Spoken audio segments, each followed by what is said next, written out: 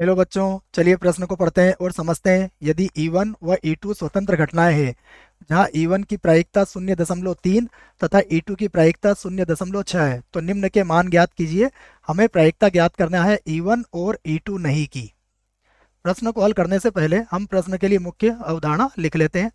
तो इस प्रश्न के लिए मुख्य अवधारणा जिसकी सहायता से इस प्रश्न को हल किया जाएगा, मुख्य अवधारणा में हम यह बात लिखेंगे कि यदि यदि ई तथा एफ स्वतंत्र घटनाएं हो, स्वतंत्र घटनाएं हो, तो जो सूत्र होता है वो आपको याद होना चाहिए। तो इसका सूत्र बनता है ई इंटरसेक्शन एफ की जो प्रायिकता होगी वो बराबर होगी ई की प्रायिकता और गुणा एफ की प्रायिकता के। ये बात आप इस प्रश्न के लिए याद रखें।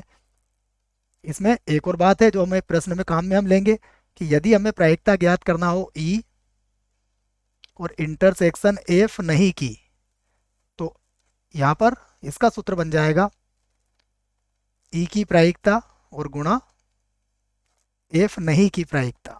तो एफ नहीं की प्रायिकता को हम एफ के बाहर से व्यक्त कर सकते हैं। तो यह बात भी आप इस प्रश्न के लिए याद रखें। आइए जो प्रश्न में दिया है उसे लिख लेते हैं। तो देखता हूं मैं हमें क्या दिया है। दिया है हमें दिया है E1 की प्रायिकता। E1 की प्रायिकता है 0.3। उसके बाद E2 की प्रायिकता की प्रायिकता है 0.6। और हमें जो ज्ञात करना है वो अभी यहाँ पर लिखा हुआ है ई और E2 नहीं, E1 और E2 नहीं। तो मैं इसी बात को यहाँ पर लिखता हूँ कि यदि E1 तथा E2 स्वतंत्र घटनाएं हैं, स्वतंत्र घटनाएं हैं, तब देखिए सूत्र जो बनेगा वो क्या बन जाएगा।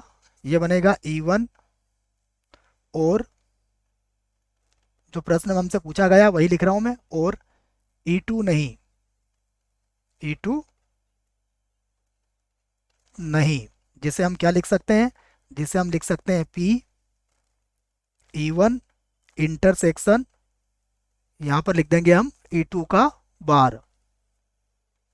और चूंकि ये स्वतंत्र घटनाएं हैं तो ये क्या बन जाएगी, ये भी हम लिख लेते हैं। तो हम इसी को लिख सकते हैं सबसे पहले E1 की प्रायिकता और गुणा फिर हो जाएगा E2 नहीं, जिसको बार लगा के व्यक्त कर सकते हैं, इसकी प्रायिकता।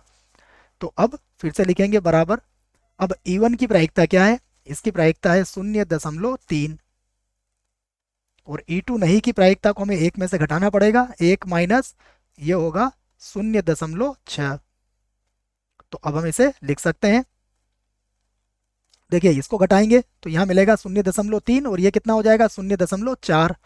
तो इसको हम लिख सकते हैं 0.12 और यही हमारे प्रश्न का उत्तर होगा। आशा करता हूँ आपको इस प्रश्न का उत्तर समझ में आया होगा। धन्यवाद।